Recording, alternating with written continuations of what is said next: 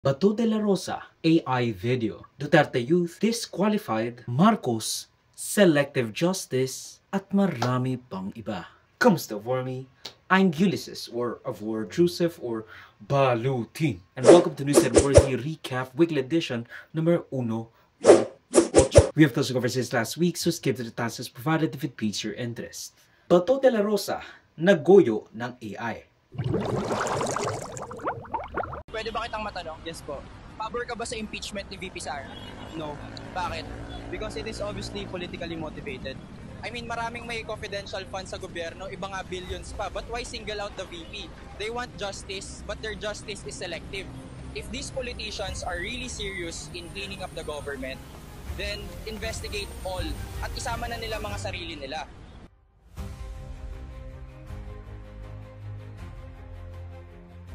Why did Bato de la Rosa share an AI video defending Sandara Duterte? Naggoyo si Senator Batorni de la Rosa ng isang DBS Facebook page na nag-produce ng AI video patungkol sa impeachment ni Vice President Sara Duterte. The AI video, which garnered 120,000 reactions, 69,000 shares, 21,000 comments with millions of views, the page Ay Grabe is katulad ng nasa isip ng ating lahat, ay puno ng AI-generated images at videos for their content.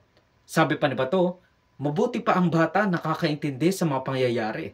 Makinig kayo mga yellow at komunista. Now, nakuha pa talagang mambuska ng isang patay na puwersa from the yesteryears, ang mga dilawan sa Liberal Party.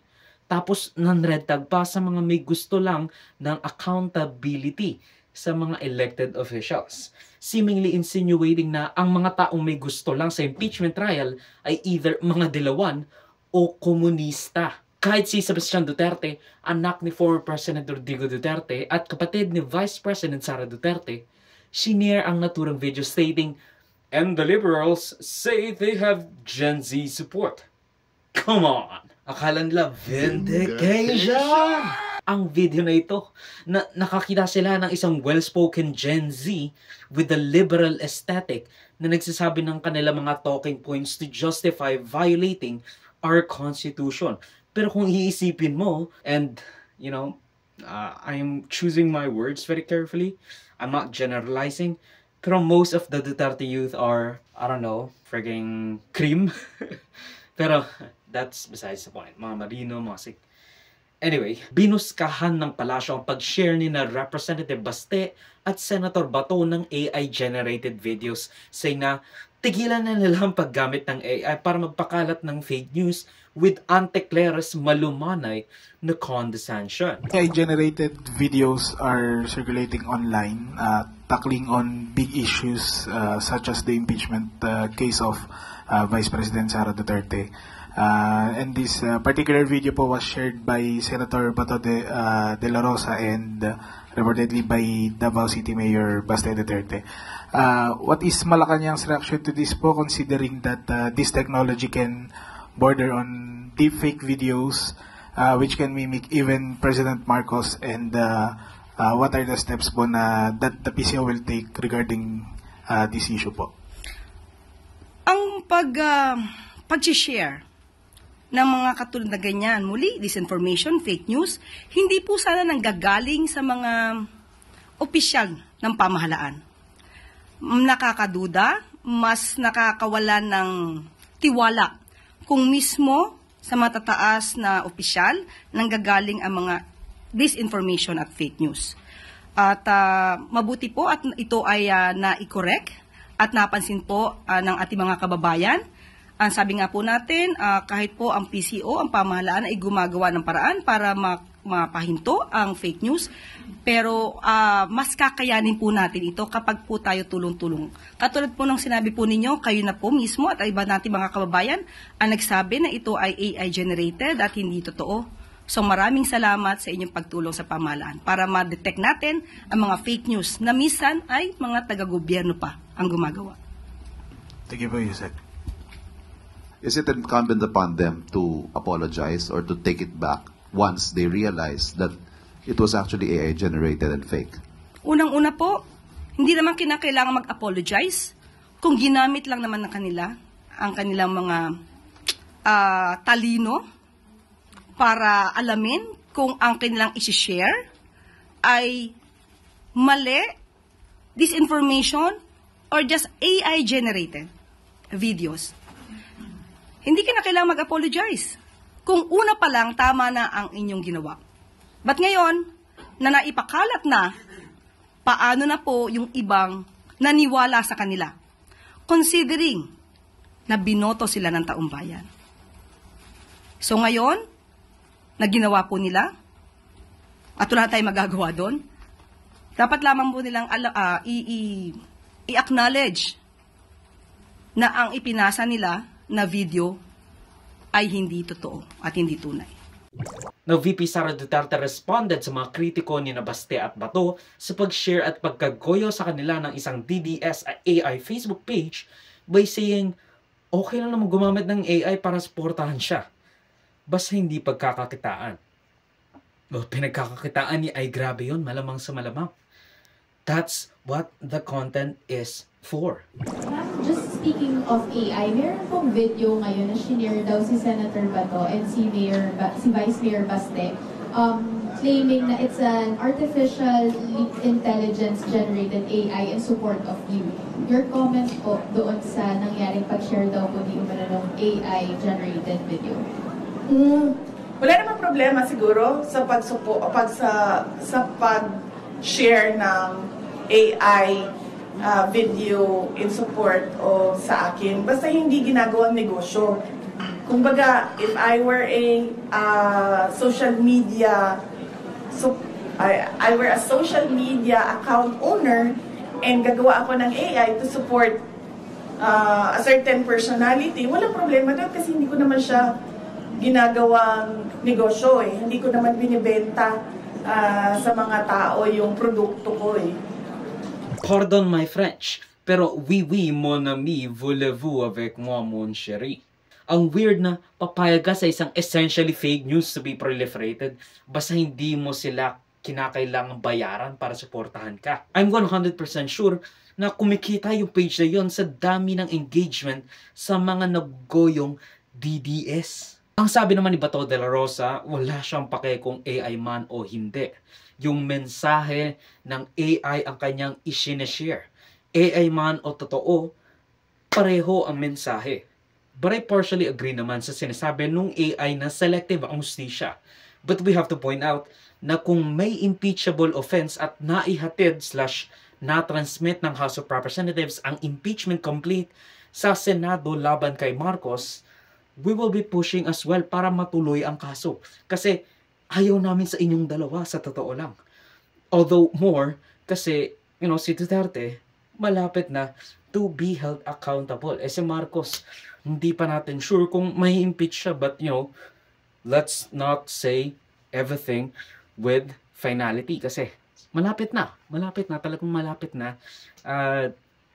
Baka makita natin si Marcos na ma-impeach. Maybe the thing, or at least the kind of thing that would impeach Marcos would be his, push for the impeachment behind the scenes. Pero again, sinasabi niya raw, hindi niya raw gusto. Marami rin mo siyang confidential fund. Di push for your congressman to file an impeachment complete laban kay Marcos. Para lang, alam na natin kung ano mangyayari. Para alam na natin, magkaalaman tayo kung ano ang ebidensya nyo. It's a disgusting fact na napakababa ng ating media literacy that even our senators and powerful people get fooled by people of their own color. Yung mga kaalyado nila para mag-sek ng AI-generated videos para sa kanilang propaganda. At least alam nilang effective yung pambayad nila sa mga trolls at worth it ang pag-stoke ng fire to invoke too much hatred sa isa't isa. Kasi sa totoo lang hahayaan namin kayo maglaban. Uniteam.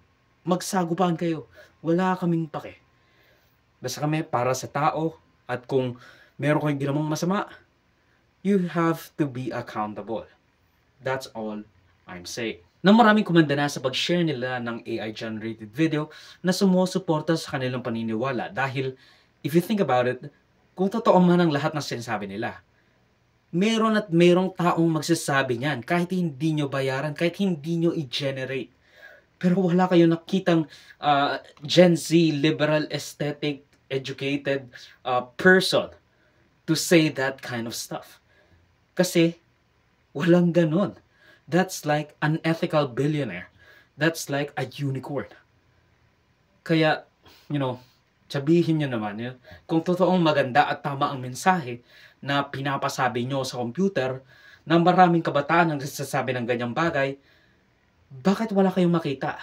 Bakit wala kayong makuha para magsabi ng ganyan? Kasi wala namang nag-iisip ng ganyan. Kasi we know better. Duterte Youth disqualified ng COMELEC. Ay ilalabas ng Commission 2nd Division ang resolution sa Duterte Youth by a vote of 2-1 cancelling the registration of Duterte Youth party list. Of course, bagamat yun ang naging desisyon ng COMELEC Division, ay mayroon pa naman din na remedyo yung naturang party list. Pwede pa rin sila mag-file ng motion for reconsideration upang ma-resolve yan ng Commission NTAM. Yung presiding commissioner ay nag-dissent doon sa naging majority decision ng 2 miyembro ng division. For the information of everyone, ang original na decision ay ang ponente ay ang presiding commissioner, subalit nag-dissent yung 2 miyembro ng komisyon, kaya naman nire-raffle ito upang mapunta doon sa isa sa 2 nag-dissent. Kaya yung isa sa mga nag-dissent, ginawa na niya ang kanyang majority decision upang maging majority decision siya, na kung saan yung presiding naman ang nag-dissent doon sa naging decision po nila. Meron din po ilalabas na isang desisyon. I think isang kandidato na nanalo for congressman dito sa Manila. Why are these geriatrics ng mga boomers may plaka ng youth para kay Duterte? Ibinasura ng COMELEC 2nd Division in a 2-1 decision ang registration ng Duterte Youth dahil raw sa kakulangang dokumento at registration and even the proper procedures ng pagproklama at pag-apply nila to be a party list sa pamumuno ng sitting National Youth Commissioner ni Duterte noon na si Ronald Cardema. Yes, definitely sa ating mga tagapakinig, kung matalino kayo, makikita nyo agad na pinupolitika tayo. Bakit? Meron tayong mga kasamang party list at senatorial candidates na nanalo, meron silang mga pending cases sa COMELEC. Pero lahat sila ay naproklama. Tayo ay pinili ni COMELEC na hindi iproklama noong May 19. Bakit? Kasi daw may pending case. Yung pala, inaantay lang nila kung paano ilalabas tong decision kahapon sa division. Tayo ito tumakbo sa Supreme Court. Trabaho naman talaga ng COMELEC mag-release ng proclamation certificate sa lahat ng nanalo pero hindi nila ginagawa. Alam nyo, masabi natin, tayo nanalo, ayaw pa upuin. Pag ganito lang rin naman talaga, tatakbo na lang tayong senador sa 2028. Kasi Nag-stem ang kaso at kanilang disqualification case dahil sa isang 2019 disqualification case na inihain ng mga youth leaders. Ipenetisyon nila na ideklara ng void ab initio, void from the beginning, ang registration ng Duterte Youth dahil walang publication at tamang hearing nang sila ay nagpa-register. Kumbaga walang proper flow of procedures, walang standard operating procedure na nasunod, making it illegal at unconstitutional dahil sa special treatment draw ng Duterte administration and unheard of sa buong history ng ating bansa. Kung nag-decide man si COMELEC, dahil nandun yung kaaway ko after, alam nyo naman, may kaaway ako dati dyan, from 2019 to 2022. Sino? Bakit yung presiding commissioner nyo kahapon, talagang sinabi niya mismo na walang violation si Duterte Youth dyan. Una, yung pinablish, yung sinasabi nyo hindi niya pinablish, hindi naman sila yung required mag-publish. Yung hearing na sinasabi nyo hindi niya inattendan, sino bang nagpapatawag ng hearing? Yung civilian ba o yung government agency? Hindi ba yung government agency? Hindi naman pwedeng kami yung magpatawag ng araw kung kailan namin sila gusto maka-hearing, di ba? Ayon sa Constitution at RA 7941, dapat na ma-publish ang petisyon ng isang organization's registration kung makakailangan nilang ma-publish sa at least 2 national newspapers in general circulation, katulad ng Gazette. Kailangan ma-publish ang kanilang petisyon para ma-register bilang party list at magkaroon ng public hearing sa kanilang application so that they could answer questions. Both of which they did not do. Aside from that, the very definition ng party list system natin, halatang hindi sila youth. Wala silang sectoral na representasyon. Kasi sa totoo lang, 34 years old na yung walang totoong goal. They advocated violence at pag-circumnavigate ng rules to of our electoral system as what the youth leaders in 2019 said. Hindi rin sinabi ng petitioners at ng dalawang commissioner doon na nung nag-apply ang Duterte Youth Party List ng accreditation, it is Duterte Youth and Professionals ang nasa bylaws. So ang pina-aproba nating nominees, ang ages nung 5, 27, 40, 41, 43, and 46. Approved ng COMELEC and Bank yun noong 2019. So within a few months, nag-substitute ako within the given substitution period. So ako ay 33 years old. So umalis yung 5. Umalis yung 5. So 4 yun, 40 years old. Pumalit ako 33 years old. So, hinabol na lang tayo after manalo. Ang sabi, you're overage. So sabi natin, paano ako naging overage kung yung 4 na 40 years old approved in accordance dun sa bylaws ng party list? The duty to energize the republic through the enlightenment of the youth sectoral party list organization came about noong 2016 but had 5 official nominees noong 2019 para tumakbo sa 2019 Congress, who all withdrew, leaving then National Youth Commissioner Ronald Cardema to file a substitution with just himself, a 35-year-old or 34-year-old government official. We can define youth as anyone under 30 years old. So, Mr. Presentation daw ang substitution Cardema bilang isang youth when he can represent and be a representative of something he is not according to the Constitution at the party list system like that. Which is why pinalala siya ng kanyang asawa na si Duciel Cardema, who actually had a seat noong 19 Congress. I mean, kahit si Salvador Panelo, Duterte's minion and supporter, sinabing wala siyang believe sa Duterte Youth dahil ginamit lang talaga ang pangalan ni Duterte. I could argue na ang posisyon ko doon, alam mo yun, Duterte Youth niya, wala akong kabilib-bilib niya. Ginamit lang talaga nila yung pangalang Duterte dahil yung mga nasa likod niya, puro mga hindi magaganda mga record niyan eh. Talagang ginamit lang nila. Saka from the very beginning, talagang marami na silang paglabag. Pero mo, nominee nila eh, hindi naman pala youth. Maraming paglabag eh. Kaya ako paborit dyan na tanggalin eh.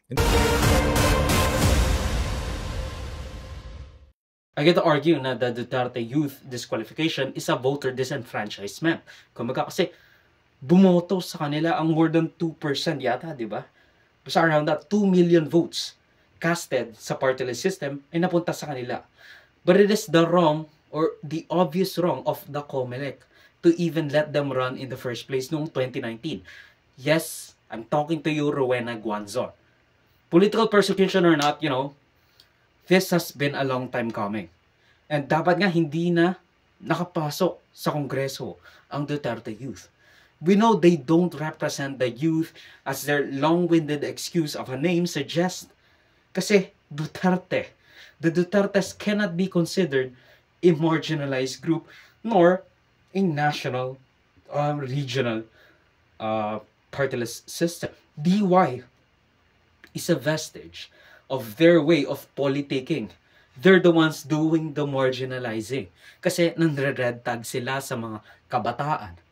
Diba? So, sila yung nag-marginalize, hindi sila yung marginalized. Tapos, ginagamit lang talaga nila yung pangalan ni Duterte. Dapat nga, tanggalin na rin natin yung 4Ps, yung akap tupad, yung 4K nga even. Kasi, hindi naman, kumaga, as I said a billion times already, ginagamit lang nila yung mga popular na programa, yung mga popular na TV show, tao, personalidad, at konsepto, programa ng gobyerno, para mapunta sa Kongreso. Kaya nga diba ang sabi ni George Erwin Garcia, magka-crackdown na sila next election cycle. Cry political persecution all you want, but it can also be rightfully called justice. Besides, they had their time. They created the circumstances they find themselves in. And they made their bed, now they've got to sleep in it. This all stems down from the disastrous 2013 Supreme Court ruling allowing trivial and non-marginalized front of society to join the partyless race. Marcos and the Dutertes, be damn, nag-away na sila. Wala kaming pake. Maybe we could see some good reforms and good leaders when the dust has settled. Sinabi ni COMELEC Chairman George Erwin Garcia, maaari pang i-appeal ang nasabing disqualification case. But it also means na pasok na ang Gabriela until mawalan uli ng backbone ang COMELEC para lumaban sa mga nag-akusa sa kanila ng political persecution. And, bias. Kasi si Abante naproklama na panalo sa eleksyon kahit na alam mo yun na natalo siya in the popular count. Granted by a few votes, pero he still lost narrowly to Joey Chua. For the 6th District of Manila, I'm not sure. At yan po terpos ng Luis Aramworthy recap weekly edition for roughly the 3rd week of June 2025. Also, kahapon birthday ko at the time of recording this video. Most of just more topics and approaches to the balitas if we fail Amber's presented a little bit anyway. Set up sa mga baka-vorby, like, subscribe for the socials to the vote, Joseph to the link down below. So, similarly, of course, paalam.